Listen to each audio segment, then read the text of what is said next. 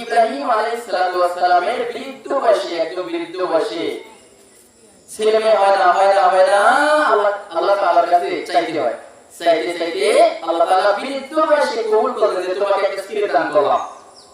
তিনি আগে বলেছেন, আল্লাহ আমাকে একটা নেককার সন্তান দাও, যদি আমাকে নেককার সন্তান দাও তাহলে তাকে সালেহিনদের অন্তর্ভুক্ত করব, তাকে তোমার পথের দিকে ধাবিত করব, তোমার মুখী করব, দয়া করে তুমি আমাকে একটা সন্তান দাও না। কাকুতি মিনতি অনুরোধ আবেদন করতে করতে একদম বৃদ্ধ বয়সে কবুল করলেন এই সন্তানকে। এই সন্তান যখন আবার বৃদ্ধ বয়সে যখন হওয়ার পরে আস্তে আস্তে একটু করে যখন হাঁটা শুরু করছে, প্রিয় ভাইরা, ছেলেমেয়েরা যখন আপনাদের যাদের ছেলেমেয়ে আছে একটু হাঁটা শুরু করে, আব্বু ডাকা শুরু করে, তখন কি আরো বেশি ভালোবাসা হয় না? বেশি ভালোবাসা বেড়ে যায়। সেই সময় আল্লাহ পাক হযরত ইব্রাহিম আলাইহিস সালামকে পরীক্ষা করার জন্য বললেন, ইব্রাহিম, তোমার সন্তানের প্রতি তুমি বেশি আকর্ষণ নাকি আমি আল্লাহ তাআলার প্রতি আকর্ষণ আমি তোমাকে দেখব? তোমার সন্তানকে বেশি ভালোবাসো নাকি আমি আল্লাহ তাআলাকে বেশি ভালোবাসো? তুমি তো আমার কাছে চেয়েছিলে সন্তান, আমি দিয়েছি তোমাকে সন্তান। তাহলে কি করব? যখন এই সন্তান একটু করে হাঁটা শুরু করছে, তখনই বলছে, এই ছেলেকে আমার রাস্তায় উৎসর্গ করো, কুরবানি করো, দান করে দাও। তখন কোনো কথা নাই। আল্লাহ পাক আসলে তো আমাদের ঈমান দুর্বল, অত্যন্ত দুর্বল ঈমানদার, সবল না, যার কারণে আমরা ঈমানের উপরে অটল থাকতে পারি না। প্রিয় ভাইরা, এটা বলছি আমাকে ছেলে সন্তান আল্লাহ দিয়েছে, আবার আল্লাহর নির্দেশ, তার রাস্তায় আমি কুরবানি করেই দেব। আল্লাহ তাআলা কোরআনে পাকের ভিতরে বলেন, فَلَمَّا أَسْلَمَا وَتَلَّهُ لِلْجَبِينِ وَنَادَيْنَاهُ أَن يَا إِبْرَاهِيمُ قَدْ صَدَّقْتَ الرُّؤْيَا إِنَّا كَذَلِكَ نَجْزِي الْمُحْسِنِينَ। আল্লাহ তাআলা বলেন, ইব্রাহিমকে যখন আমি নির্দেশ দিলাম তোমার সন্তানকে আল্লাহর রাস্তায় উৎসর্গ করে দাও, তিনি যখন কুরবানি করার জন্য শায়িত করলেন, মাটিতে ফেলাইলেন, তখন ইব্রাহিমের পক্ষ থেকে আমি আল্লাহ তাআলা কুরবানিকে কবুল করে নিলাম। আমি আল্লাহ তাআলা কুরবানিকে কবুল করে নিলাম। কেন?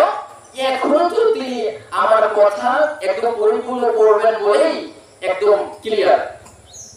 এজন্য আমাদেরকে যারা কুরবানি আজকে আদায় করব, আমাদের উদ্দেশ্য ঠিক থাকতে হবে একটাই, যে আমার আল্লাহ তাআলা নির্দেশ দিয়েছেন, সম্পদ দিয়েছেন, টাকা পয়সা দিয়েছেন, যার কারণে আমি আল্লাহ তাআলাকে রাজি খুশি করার জন্য আজকে কুরবানি আদায় করব। আজকে কুরবানি আদায় করার জন্য, আল্লাহ তাআলাকে রাজি খুশি করার জন্য। এবং ওই কুরবানিতে গোশটা, আসলে তো আমরা গোশটা নিয়ে একটা বিষয় একটা মাতামাতি করি বা টুকারাবাড়ি করি, বিষয়টা এমন না। আমাদের পক্ষ থেকে একটা জিনিসই কবুল হবে, সেইটা হলো তাকওয়াটা, আমাদের মনের কথাটা, মনের ভিতরে যে জিনিসটা, সেটা আমাদের উদ্দেশ্য একটাই, যে আমরা কুরবানি করব। কিসের জন্য? আল্লাহ তাআলাকে রাজি খুশি করার জন্য। সেই কুরবানি করার জন্য আমাকে আল্লাহ তাআলা যে নির্দেশ দিয়েছেন, শুধু নির্দেশ দিয়ে বসিয়ে রাখেন না। আল্লাহ বলেন, তোমার যদি এতটুকু সম্পদ থাকে তাহলে তোমার উপরে কুরবানি ওয়াজিব, আর যদি তুমি সম্পদ তোমার না থাকে, তোমাকে ধার করে আওয়াজ করে, তখন তোমার জন্য কুরবানি ওয়াজিব নয়। এজন্য প্রিয় ভাইরা, আজকে কুরবানি দিয়ে আর সামনে 2 দিন আছে। যারা কুরবানি যাদের উপরে সচ্ছল, যারা দিতে পারেন, এখনো দেন নাই, এখনো ক্লিয়ার করেন নাই, আর সেই মাপটা তো আমি আরো 2 জুমা থেকে বসি, আর আপনারাও তো জানেন সেই মাপটা এটা হলো যে বর্তমান বাজারের অবস্থাতে যদি 2 লক্ষ টাকার মালিক আপনি, এই আজকে বৃহস্পতি, শুক্র, শনি 3 দিন থাকে, 3 দিন তো কুরবানি, তাহলে আপনার উপরে কুরবানি ওয়াজিব হয়ে যায়। আপনি দিবেন না, ওয়াজিব তরকির জন্য আপনি আল্লাহ তাআলার কাছে দোষী হবেন। হয়তো কারণ গেছে। এজন্য প্রিয় ভাইরা, কুরবানি তো অনেকেই আদায় করবেন, এটা তো আলহামদুলিল্লাহ ভালো। কিন্তু আরেকটা বিষয় হলো, কুরবানি যে পশু জবাই করবেন বা কুরবানি যে সকল পশু দিয়ে করবেন, তার মধ্যে শ্রেণী বিভাগ আছে। সেই শ্রেণী বিভাগের মধ্যে আগে আমরা আদিকালে আমাদের দাদা, আমাদের তার দাদার বাবা ইত্যাদি, এই সকল পিছনে যারা ছিলেন, এরা অনেক সময় কি বলেন, মনে লাইনে অনেক সময় জানতেন না অনেক কিছু, যা মানে ভুল ত্রুটি না জানার কারণে ভুল ত্রুটি করলে আল্লাহ মাফ করবেন, কিন্তু জানার পরে না। সেই শ্রেণী বিভাগের মধ্যে তিনটা শ্রেণী বিভাগ। একটা হলো ওই যে ছাগল, দুম্বা, আর একটা হলো ভেড়া। এগুলো একদম নিম্ন শ্রেণী। এদের বয়স নির্ধারণ করে 1 বছর। কিন্তু দুম্বা এবং ভেড়া এদের ক্ষেত্রে কিছু ছাড় আছে। যদি 6 মাস, 8 মাস, 10 মাস হয়, কিছু একটি বয়সের 8 মাস যদি হয়, 6 মাসও যদি হয়, আর সে দেখতে যদি 1 বছরের মতো থাকে, প্রিয় ভাইয়েরা, কোন পশু? দুম্বা এবং ভেড়া, এই দুইটা পশু, তাহলে তার দিয়ে কোরবানি হবে। আর যদি এর বাহিরে মনে করেন 2 মাসের বাচ্চা, সে যদি এমনি জবাই দিয়ে খাইতে আপনার ভক্তি হয়, সেটা আপনি খেতে পারেন, সেটা হালাল হবে। বুঝতে পারছেন? কিন্তু কোরবানি হবে না, যা দিয়ে কোরবানি হবে না তা দিয়ে আকিকা হবে না, এবং যা দিয়ে কোরবানি হবে না তা দিয়ে সাদাকা হবে না। ঠিক আছে? এক শ্রেণী। এবং দ্বিতীয় শ্রেণী হলো গরু। এই গরুর ক্ষেত্রে অনেক মানুষ একদম বেহুশ। বেরো ভাইরা শোনেন, শোনেন, আজকে ঈদের নামাজ পড়তে আসছেন কেন? আপনাদেরকে জিজ্ঞেস করি। আজকে ঈদের নামাজ এই জিলহজ মাসের 10 তারিখ আছে, তাই না? আজকে ঈদের নামাজ আদায় করে আজকে কুরবানি করব, এটা কার নির্দেশ? আপনারা জানেন না? বলে চুপ করে বসে থাকবেন কেন? আল্লাহর নির্দেশ, তাই না? এবং কোরবানি করবেন কেন? কোরবানি হলো আল্লাহর নির্দেশ। মাইকের সমস্যা। কোরবানি হলো আল্লাহর নির্দেশ। এখন এখানে আসেন, আপনি আজকে নামাজ পড়তে আসছেন আল্লাহর কথা মতো, আজকে কোরবানি করবেন আল্লাহর কথা মোতাবেক। ওই লাইনটা একটু লুজ করে শত থেকে, হ্যাঁ দেখেন একটু। প্রিয় ভাইরা শোনেন, একটু গুরুত্বপূর্ণ কথা। তো কোরবানি করবেন আল্লাহর জন্য, নামাজ পড়বেন আল্লাহর জন্য। যে বিষয়টা মূল, যে পশুটা দিয়ে কোরবানি করবেন, তার একটা মাপকাঠি কিন্তু আছে। তার একটা মাপকাঠি আছে। এখানে যদি ইমাম নিয়োগ হবে, মনে করেন আপনারা বিজ্ঞপ্তিতে দিলেন হাফেজ লাগবে, কামেল পাশ লাগবে, তার অর্থ হাসতে ক্লাস লাগবে, অনার্স লাগবে, মাস্টার্স লাগবে, তাহলে আমাদের নিয়োগে আবেদন করতে পারবেন। কেমন নাকি আবেদন করতে পারবেন? এখন হাফেজ নাই, সে ব্যক্তি পারবে? বলেন, কথা বলেন, শুনেন। বোকার মতো বসে থাকলে কাজ হবে না। হাফেজ আছে, কামেল পাশ নাই, কামেল পাশ আছে, ফার্স্ট ক্লাস নাই, ফার্স্ট ক্লাস আছে, মাস্টার্স নাই। তাহলে এই যে শাখাগুলো যাদের নাই, তারা কি আবেদন করতে পারবে? যিনি আবেদন করতে পারবেন না, তিনি কি চাকরি করবেন? যিনি চাকরি করবেন না, তিনি কি মাসের বেতন পাবে?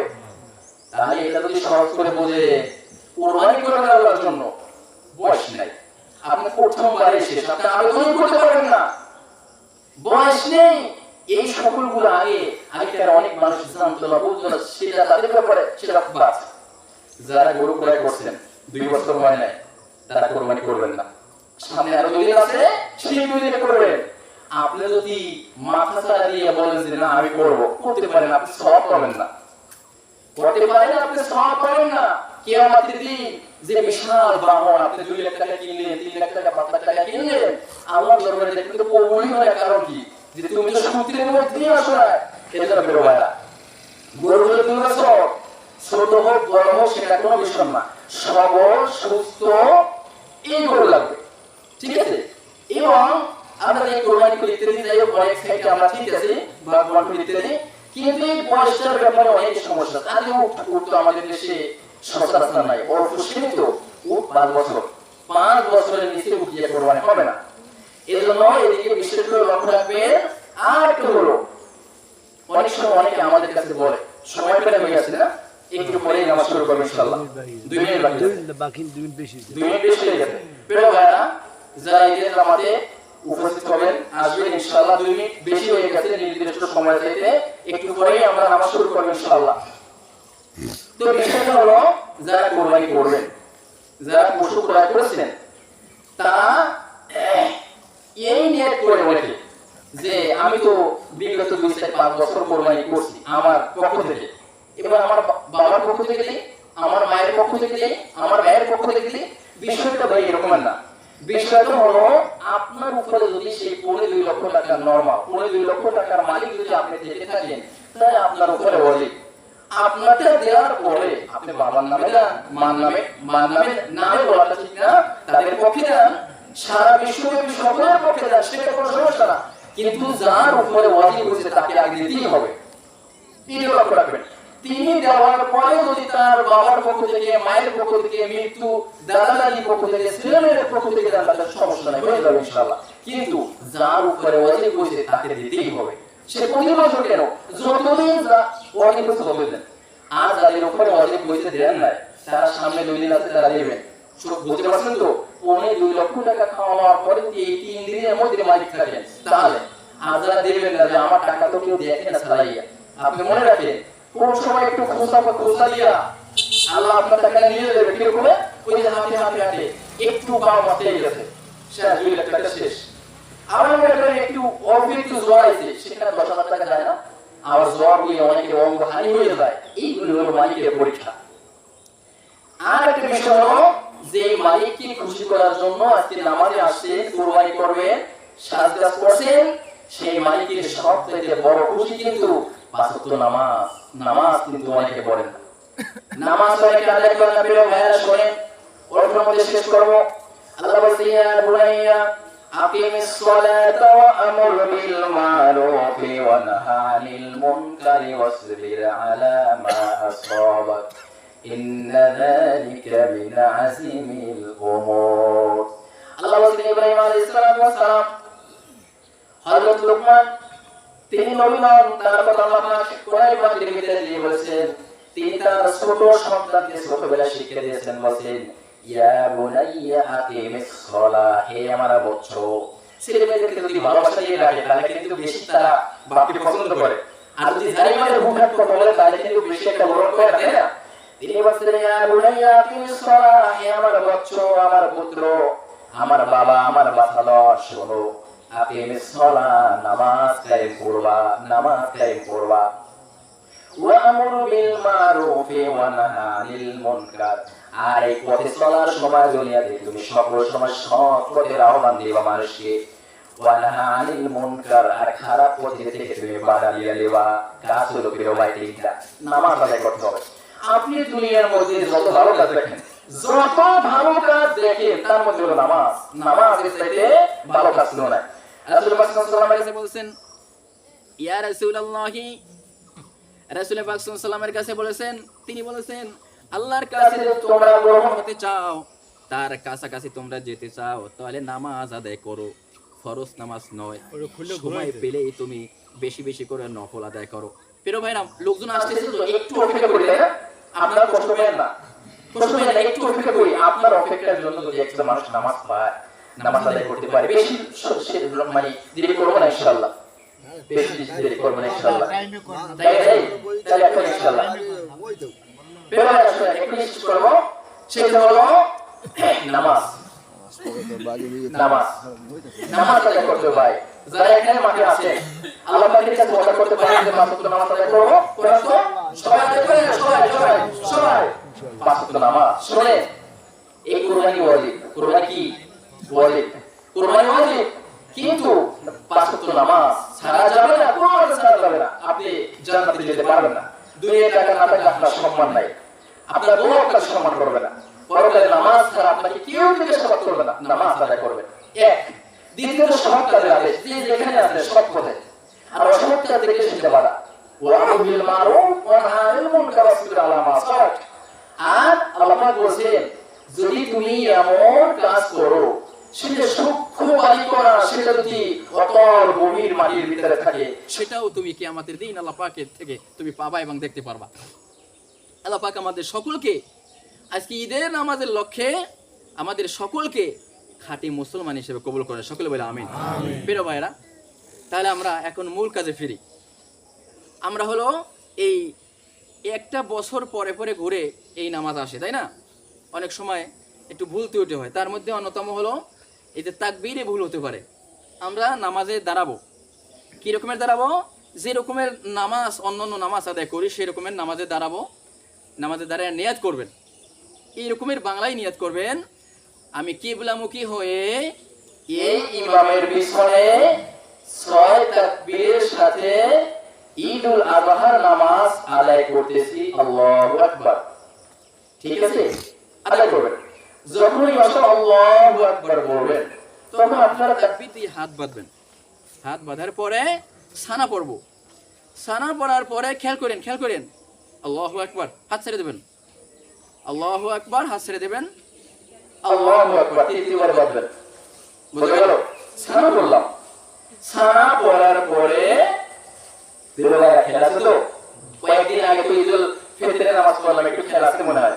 সানা পড়লাম, সানা পড়ার পরে আল্লাহু আকবার, হাত ছাড়বেন, আল্লাহু আকবার, হাত ছাড়বেন, আল্লাহু আকবার বলবেন। এবারে সূরা কিরাত, রুকু, সিজদা এক রাকাত হয়ে যাবে।